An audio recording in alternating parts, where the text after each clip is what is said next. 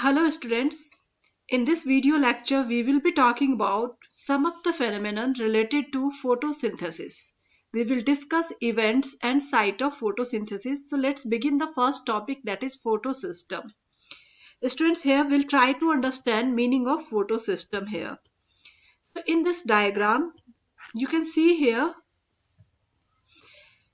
we have chlorophyll A as reaction center and we have antenna.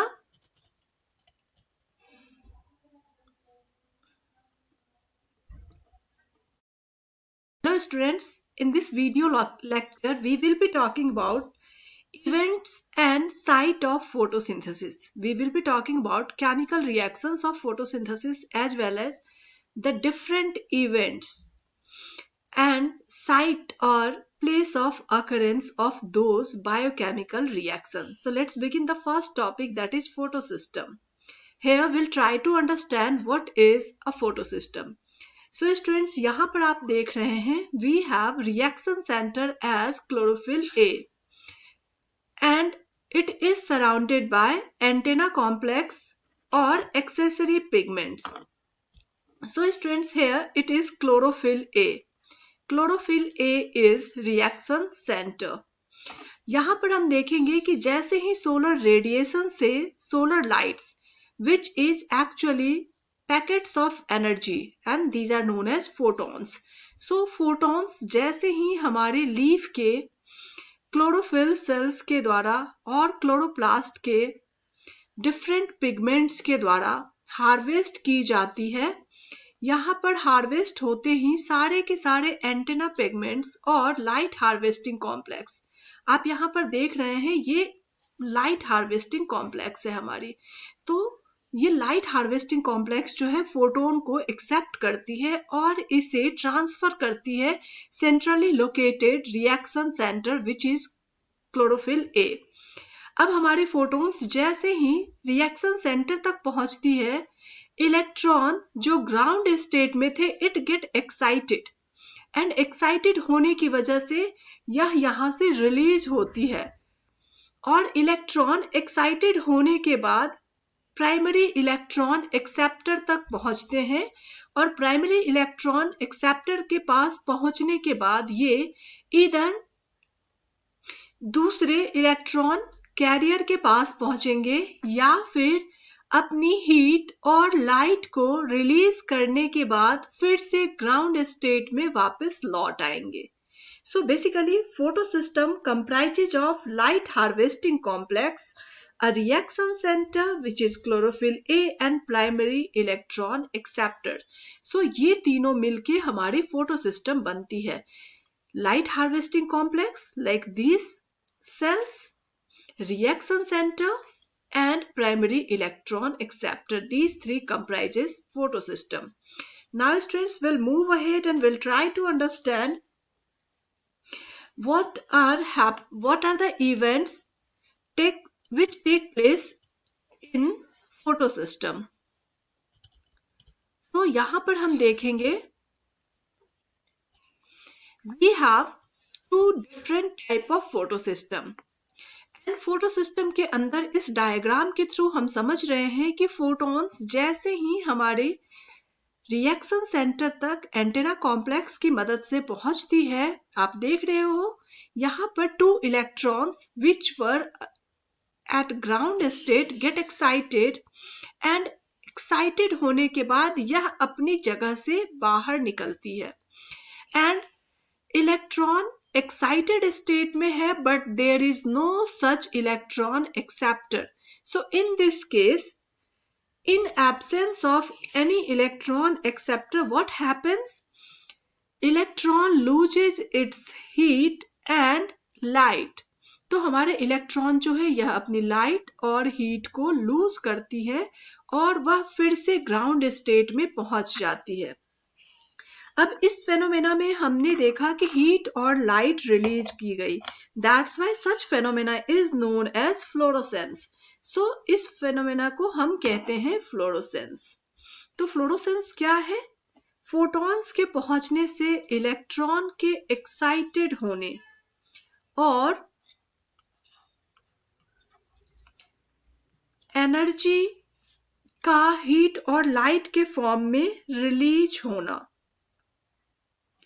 इस process को हम कहते हैं फ्लोरोसेंस। तो ये है हमारा फ्लोरोसेंस का फेनोमेना जो कि हमें देखने को मिलता है। ठीक है, अब हमारे पास जब हम बात कर रहे थे फोटो सिस्टम की, we were talking about we have two photo system, that is photo system 1 and photo system 2। Now students, it's very important कि हम समझें कि what is photo system 1 and what is photo system 2। तो photo system 1 and photo system 2 दोनों ही क्या है, again light harvesting complex है। जैसे हमने कहा कि इलेक्ट्रॉन एक्सेप्टर, रिएक्शन सेंटर और लाइट हार्वेस्टिंग कॉम्प्लेक्स से हमारा फोटो सिस्टम बनता है। बट अगर हमारे लाइट हार्वेस्टिंग कॉम्प्लेक्स कैपेबल है 700 नैनोमीटर के वेवलेंथ तक की लाइट को हार्वेस्ट करने के लिए, तो हम उस कंडीशन में उसे कहते हैं photo system 1। So photo system 1 क्या है? फोटो सिस्टम 1 है हमारा जो 700 नैनोमीटर के वेवलेंथ की लाइट को हार्वेस्ट करे, तो हम इसे कहते हैं फोटो सिस्टम 1। और अगर हमारी light harvesting complex, if it is capable of harvesting light of wavelength 680 nanometer, we will call it as photosystem 2। और ये 1 और 2 जो नेम दिया गया है ये इनकी डिस्कवरी के ऊपर बेस्ड है। अब स्टूडेंट्स यहीं पे हमें एक और चीज समझनी है कि फोटो सिस्टम 1 और फोटो सिस्टम 2 हमारे कहाँ पे प्रेजेंट होते हैं। सो जो हमारे क्लोरोप्लास्ट के जो थैलाकॉइड मेम्ब्रेन है, इसमें 2 टाइप्स ऑफ फोटोसिस्टम प्रेजेंट होती है। तो जो थैलाकॉइड के मेम्ब्रेन्स हैं इसमें फोटोसिस्टम 1 और 2 दोनों ही प्रेजेंट होंगे। और यहाँ पर हम देखेंगे कि जो हमारा क्लोरोफिल ए है वह रिएक्शन सेंटर है। फोटोसिस्टम 2 के केस में इसे हम P680 कहते हैं और फोटो सिस्टम 1 के केस में यह P700 है। सो P680 एंड P700 ये दोनों हमारे रिएक्शन सेंटर हैं। ये दो पिगमेंट्स जो हैं ये क्लोरोफिल मॉलिक्यूल के आइडेंटिकल हैं, बट इनकी बिहेवियर जो है वह डिफरेंट होती है क्योंकि इनके अंदर जो प्रोटीन्स होते हैं वह डिफरेंट होते हैं। सो इनका बिहेवियर जुड़ा हुआ होता है इनके प्रोटीन के साथ। अब फोटो सिस्टम 1 कहाँ प्रेजेंट है एंड फोटो सिस्टम 2 कहाँ पर हमें देखने को मिलेगा। सो स्टूडेंट्स इसके लिए हमें जरूरी है कि हम क्लोरोफिल के स्ट्रक्चर को समझें। तो क्लोरोफिल के स्ट्रक्चर को हम देखेंगे। यहाँ देखिए हमारा डबल मेम्ब्रेनस क्लोरोप्लास्ट है। इस डायग्राम के अंदर हम देख पा रहे हैं अपने डबल मेम्ब्रेनस क्लोरोप्लास्ट को। Outer membrane, inner membrane, thylakoid एक क्वाइन लाइक स्ट्रक्चर होता है। हमारे क्लोरोप्लास्ट में इस तरीके का क्वाइन लाइक स्ट्रक्चर है, यह थैलाकॉइड होता है। जब सैक ऑफ थैलाकॉइड, जब क्वाइंस की आप इस तरीके से पिलर्स बना देंगे तो उस स्ट्रक्चर को हम क्या कहेंगे? We will call it granum. और बहुत सारे ग्रैनम को will called it as grana.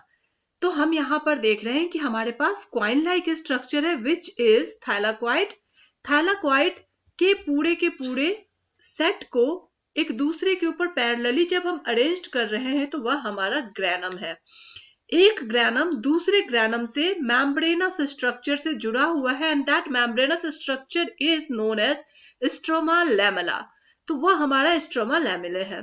उसके बाद अगर हम बात करते हैं जो फ्लूइड प्रेजेंट होती है जहां पे एंजाइमेटिक एक्शंस होते हैं वह हमारा स्ट्रोमा है, जो कि मैंने यहाँ पे येलो कलर से दिखाने की कोशिश की है।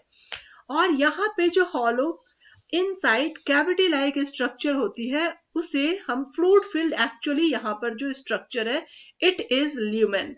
तो ल्यूमेन क्या है? फ्लूइड फिल्ड स्ट्रक्चर है क्लोरोप्लास्ट का। इसी तरीके से अगर हम एक थैलाकॉइड का सेक्शन यहाँ पर हम देख पा रहे हैं कि ये जो है हमारे थैलाकॉइड का ल्यूमेन है।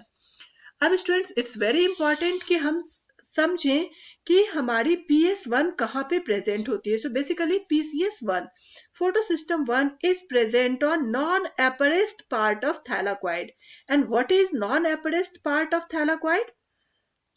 अगर हमारे थैलाक्वाइड का मेम्ब्रेन जो स्ट्रोमा के कांटेक्ट में है, लाइक यहाँ पर आप देख पा रहे हो, यहाँ पे हमारे जो थैलाक्वाइड के मेम्ब्रेन है ये स्ट्रोमा के कांटेक्ट में है, ऐसे पार्ट को हम कहेंगे नॉन एपरेस्ट पार्ट. जबकि अंदर का जो हिस्सा है जिसे हम ल्यूमेन कहते हैं, यह क्या है, कांटेक्ट में नहीं है स्ट्रोमा के. तो मेम्ब्रेनस हिस्सा जो कि सराउंडेड है स्ट्रोमा से, उसे हम नॉन एपरेस्ट पार्ट कहते हैं. और इस हिस्से में हमारा PS1 फोटोसिस्टम 1 यहाँ पे प्रेजेंट होगा. अगर हम बात करते हैं फोटोसिस्टम 2 की, तो यह प्रेजेंट होता है ल्यूमेन में, जहां पर थैलाक्वाइड मेम्ब्रेन स्ट्रोमा के कांटेक्ट में नहीं है, जबकि दूसरे मेम्ब्रेन के कांटेक्ट में है. जैसे अगर हम बात करें तो यहाँ का जो हिस्सा होगा, इस हिस्से में हमारा फोटोसिस्टम 2 प्रेजेंट होगा. तो इस तरीके से हमने समझा कि फोटोसिस्टम क्या है, फोटोसिस्टम 1 क्या है, फोटोसिस्टम 2 क्या है और इसकी लोकेशन कहाँ पर है.